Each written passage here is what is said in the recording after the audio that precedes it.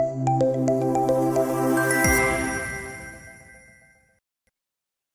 And welcome back. तो चलिए next transaction code को देखते हैं आज। Accounting, financial accounting, general ledger, account. और हमारा नेक्स्ट ट्रांजैक्शन कोड है FB1SL, clear specific to ledger group.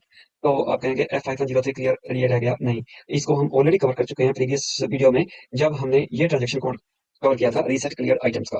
तो तब हमने इस जो ट्रांजैक्शन कोड को कवर किया था, आप प्रीवियस वीडियो में इसको देख सकते हैं। तो अभी ये भी है तो क्लियरिंग के रिगार्डिंग, ओपन आइटम्स की क्लियरिंग के रिगार्डिंग है, लेकिन this is specific to ledger group. अभी तक लेजर ग्रुप्स के बारे में हमने बात की है कि जो लीडिंग लेजर और नॉन लीडिंग लेजर का जो पैरेलल अकाउंटिंग का कॉन्सेप्ट है, उसमें दो डिफरेंट लेजर यूज होते हैं। 0L हम लीडिंग लेजर यूज करते हैं और QN हम नॉन लीडिंग लेजर यूज कर रहे हैं। तो क्योंकि ये पर्टिकुलर लेजर ग्रुप के स्पेसिफिक है, तो हम क्या करेंगे कि एक पर्टिकुलर लेजर ग्रुप में ही एंट्री को पोस्ट करेंगे और उसमें उसको क्लियर करेंगे। तो ट्रांजेक्शन प्रोसेसिंग से पहले हम आज का सिनारियो देख लेते हैं। सिनारियो क्या है? सिनारियो ये है हमारा कि जो क्यूए स्टूडियो प्राइवेट लिमिटेड है, इसका जो आईटी टीम है वो एक सॉफ्टवेयर डेवलप कर रही है और उसकी टोटल डेवलपमेंट कॉस्ट $2500 है। तो उसकी प्रोविजन हमने क्रिएट करनी है according to Australian accounting standard. ये जो एक्सपेंडिचर किया जा रहा है उसको एक्सपेंस किया जाएगा, यानी कि प्रॉफिट एंड लॉस को चार्ज किया जाएगा। लेकिन IFRS के अकॉर्डिंगली इसको कैपिटलाइज किया जाना चाहिए, यानी कि एसेट में डेबिट करना चाहिए। लेकिन ये बेसिकली मैंने एक एग्जांपल, इमेजिनरी एग्जांपल क्रिएट की है। अदरवाइज ऑस्ट्रेलियन अकाउंटिंग स्टैंडर्ड और IFRS सॉरी, दोनों आपस में पूरी तरह से अलाइन करते हैं, यानी कि जो दोनों की प्रोविजंस जो रहती हैं या क्लोजेस हैं वो सभी सेम है।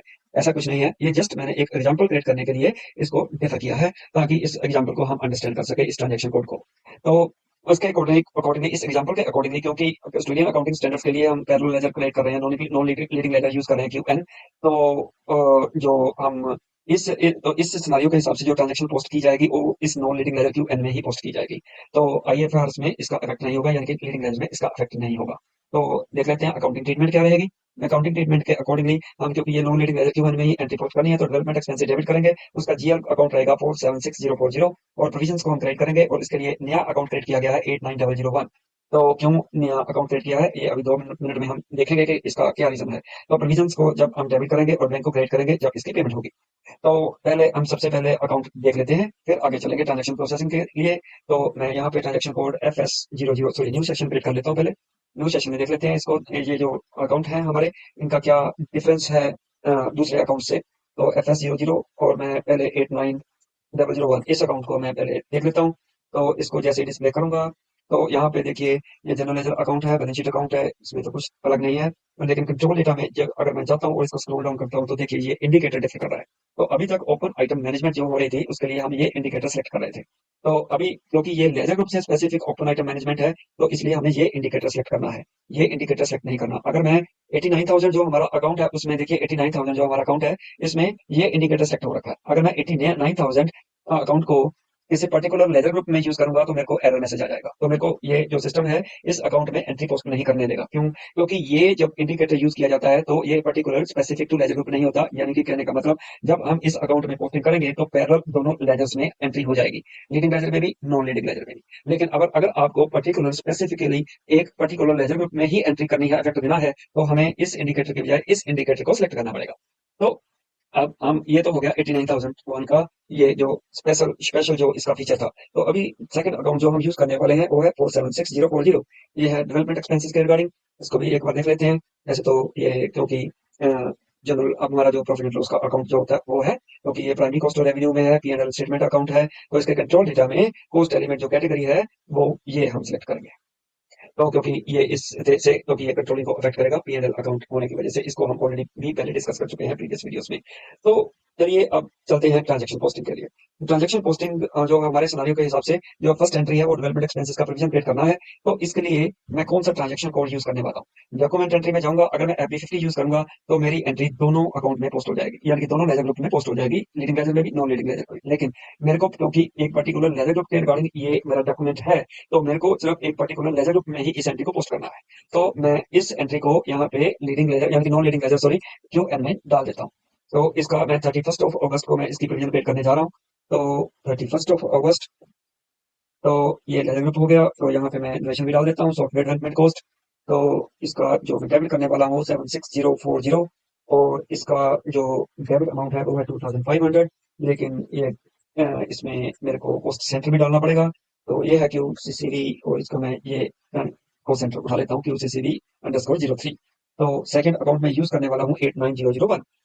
तो इसमें 2500 ये अमाउंट मैं सेट कर लेता हूँ, क्योंकि इसमें टेक्स्ट कॉलम जो है मैंडेटरी फील्ड है, तो इसलिए वहां पे भी मैं ये टेक्स्ट डाल देता हूँ। तो ये मेरी एंट्री कंप्लीट हो गई। तो इसके हिसाब से मैं इसको सिमुलेट करके देख लेता हूँ। तो सिमुलेट करता हूँ तो ये एक पर्टिकुलर लेजर ग्रुप देखिए क्यू एन में ये एंट्री डलने जा रही है। तो ये 31 अगस्त को इसकी प्रोविजन क्रेडिट होगी, एक्सपेंस डेबिट हो जाएगा और प्रोविजन क्रेडिट हो जाएगी। तो इसको मैं अभी सेव कर देता हूँ, और ये मेरा जो डॉक्यूमेंट है वो क्रिएट हो गया। इस डॉक्यूमेंट को मैं डिस्प्ले करके देख लेता हूँ। तो डेवलपमेंट एक्सपेंस डेबिट हो गया और मशीनियस प्रोविजंस क्रेडिट हो गई।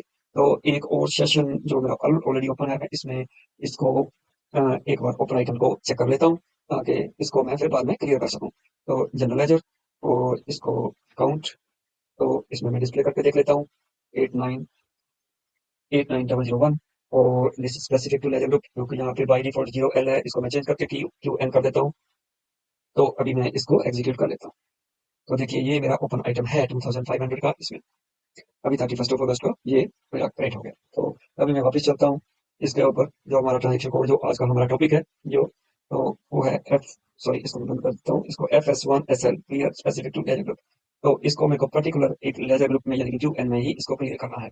तो यहाँ पे जैसे ही मैं 891001 यहाँ पे डालूंगा, और मेरे को इसकी पेमेंट जो करनी है वो 7 सितंबर 2025 को करनी है। तो ये मेरा स्टेट को clearing date, this is also called old, this is clearing date. तो जैसे ही मैं एंटर करूंगा, तो यहाँ पे देखिए अभी अमाउंट एंटर नहीं हुआ है।